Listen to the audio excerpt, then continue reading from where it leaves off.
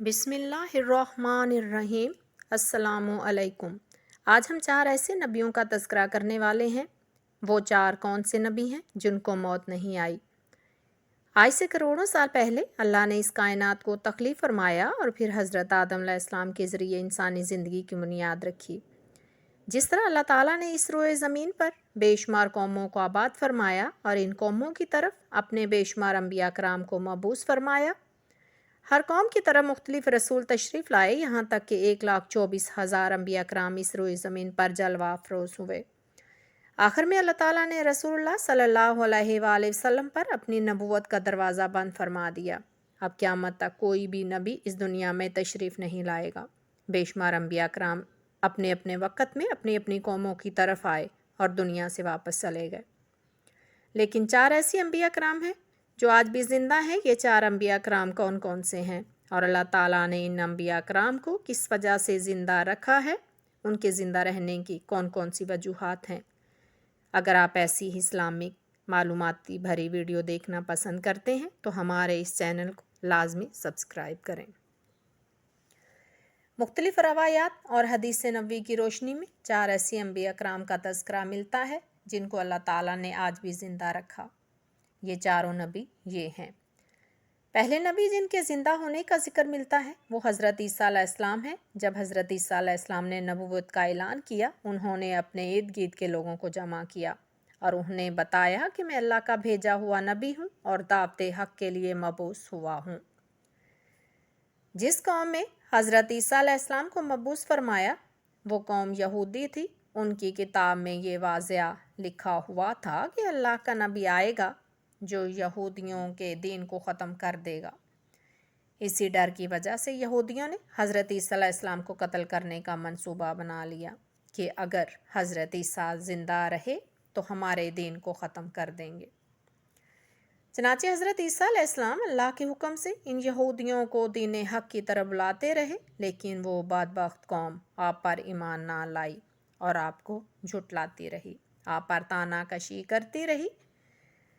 جب حضرت عیسیٰ علیہ السلام کو یقین ہو گیا کہ یہ لوگ میری کسی بات کا یقین نہیں کریں گے، جہالت پر رہیں گے، تو ایک دن حضرت عیسیٰ علیہ السلام نے سب یہودیوں کو اکٹھا کیا اور ان سے کہا، آپ لوگوں میں سے کون ہے جو اللہ تعالیٰ کے دین پر ایمان لاتا ہے؟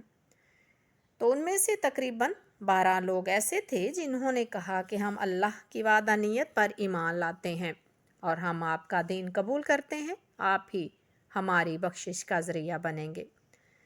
باقی تمام لوگوں نے دین کو قبول نہ کیا اور حضرت عیسیٰ علیہ السلام کو جھٹلاتے رہے۔ جو چند لوگ حضرت عیسیٰ پر ایمان لے آئے، یہودیوں نے جب یہ دیکھا کہ اگر اسی طرح لوگ حضرت عیسیٰ پر ایمان لاتے رہے تو ہمارا دین ختم ہو جائے گا، کیونکہ ان کو دعوت حق سے روکا جائے۔ آخر یہودیوں نے مشاورت کے بعد حضرت عیسیٰ علیہ السلام کو قتل کرنے کا منصوبہ بنا لیا۔ چنانچہ یہودیوں نے ایک طوطی انوس نامی شخص کو حضرت عیسیٰ علیہ السلام کے قتل کے لیے آمادہ کیا۔ طوطی انوس حضرت عیسیٰ کے پاس پہنچا۔ وہ اس ارادے سے جا رہا تھا کہ آج میں حضرت عیسیٰ علیہ السلام کو قتل کر دوں گا۔ تو اللہ تعالیٰ نے اپنے فرشتے کو حکم دیا کہ جاؤ اور حضرت عیسیٰ علیہ السلام کو آسمان کی طرف اٹھا کر لے آؤ۔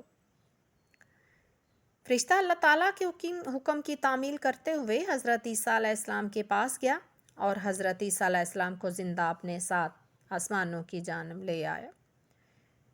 جب آپ آسمان کی طرف پہنچے تو آپ کی ملاقات آپ کی والدہ حضرت مریم علیہ السلام سے ہوئی۔ آپ کی والدہ نے آپ کو گلے لگا کر پیار کیا۔ آپ نے اپنی والدہ مائدہ سے فرمایا کہ آپ ہماری ملاقات روز قیامت ہوگی۔ اس طرح جب حضرت عیسیٰ علیہ السلام آسمانوں کی طرف اٹھائے گئے تو اس وقت آپ کی عمر مبارک 33 سال تھی۔ دوسری طرف یہودی باہر کھڑے ہو کر اس شخص کا انتظار کر رہے تھے جس شخص کو انہوں نے حضرت عیسیٰ علیہ السلام کو قتل کرنے بھیجا تھا، کہ نہ جانے کب طوطی انوس حضرت عیسیٰ کو قتل کر کے واپس آئے گا۔ جب کافی دیر ہو گئی تو وہ شخص واپس نہ آیا تو تمام یہودی حضرت عیسیٰ علیہ السلام کے گھر کی طرف گئے کہ آخر دیکھیں تو صحیح ماجرا کیا ہے۔ انہوں نے ایک شخص کو بلایا جس کا चेहरा हज़रत ईसा अलैहिस्सलाम जैसा था तो उन्होंने उस शख्स को कत्ल कर दिया, और कत्ल के बाद उन्होंने देखा कि चेहरा तो हज़रत ईसा अलैहिस्सलाम जैसा था, लेकिन ये हमारा भेजा हुआ वही शख्स था जिसको हमने हज़रत ईसा अलैहिस्सलाम के कत्ल के लिए भेजा था। ये माजरा देखकर वो यहूदी परेशान होकर दो ग्रोहों में तकसीम हो गए। यहूदी आपस में लड़ते झगड़ते गए। इस लड़ाई में बहुत से यहूदी कत्ल हुए। इस तरह अल्लाह ताला ने सूरह निसा में फरमाया, और उनके इस कहने की वजह से कि हमने रसूल ईसा अलैहिस्सलाम को कत्ल कर दिया, हालांकि उन्होंने उनको कत्ल नहीं किया और ना सूली पर चढ़ाया, मगर उनके लिए किसी और को हज़रत ईसा अलैहिस्सलाम का हमशक्ल बना दिया। और बेशक जो लोग उनके बारे में इख्तलाफात कर रहे हैं वो शक में हैं और उनके पास कुछ भी इल्म नहीं, मगर ये लोग गुमान की पैरवी कर रहे हैं। बल्कि अल्लाह ताला ने हज़रत ईसा अलैहिस्सलाम को आसमान की तरफ उठा लिया। यकीनन वो कत्ल नहीं हुए और बेशक अल्लाह गालिब हिकमत वाला है। अल्लाह ताला ने हज़रत ईसा अलैहिस्सलाम को अपनी हिकमत से आसमान की तरफ उठा लिया। हदीस नबी सल्लल्लाहु अलैहि वसल्लम है।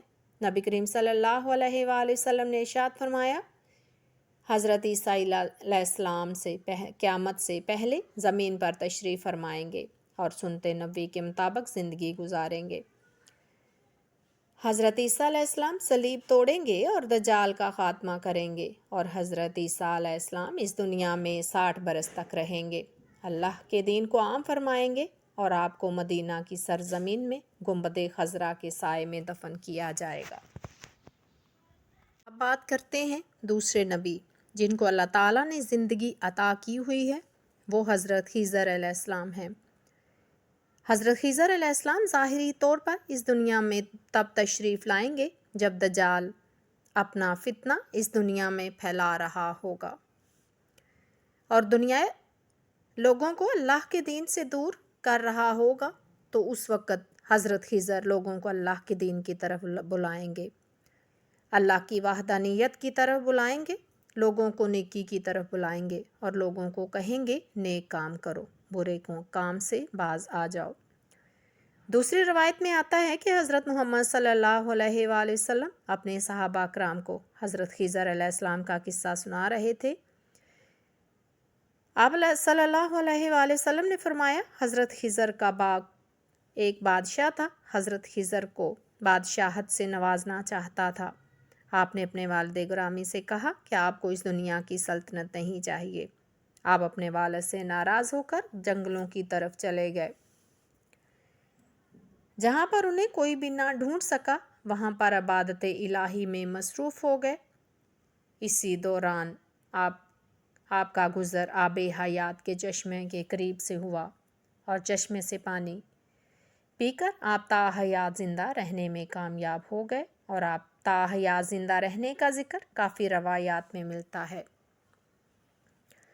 हज़रत अनस रज़ी अल्लाह ताला अन्हु से एक रवायत नकल की है कि जब अल्लाह के नबी हज़रत मोहम्मद सल्लल्लाहु अलैहि वसल्लम का ज़ाहिरी इंतकाल हुआ तो एक बुज़ुर्ग सारे मजमा से होता हुआ हजूर सल्लल्लाहु अलैहि वसल्लम के जस्ते अतहर के पास आकर रुक गया। उस शख्स ने कुछ पढ़ा और फिर वापस चल दिया। उसके जाने के बाद सहाबा कराम रज़वानुल्लाह अलैहिम अजमाइन ने पूछा वो शख्स कौन था। इस मजमे में कोई शख्स भी उससे ना पहचानता था। उस वक़्त हज़रत अली अलैहिस्सलाम बोले कि मैं इस शख्स को जानता हूँ, यह हज़रत खिज़र अलैहिस्सलाम है। हज़रत खिज़र अलैहिस्सलाम अल्लाह के हुक्म से मुसीबत ज़दा लोगों की रहनुमाई करते हैं और हज़रत खिज़र अलैहिस्सलाम लोगों की इस्लाह करके उनको अल्लाह ताला के हुक्म के मुताबिक ज़िंदगी बसर करने का हुक्म देते हैं। आप बहुत ही नेक और खुदा तरस इंसान हैं। और बाज़ रवायात में ये भी आता है कि हज़रत खिज़र अलैहिस्सलाम का ज़िक्र हज़रत ज़ुल्करनैन के साथ होता है। तीसरे ज़िंदा नबी जिनका ज़िक्र कुरान मजीद में 2 जगह मौजूद है वो हज़रत इलियास अलैहिस्सलाम है। हज़रत इलियास अलैहिस्सलाम को एक नूरानी घोड़े पर बिठाकर आसमानों की तरफ ले जाया गया।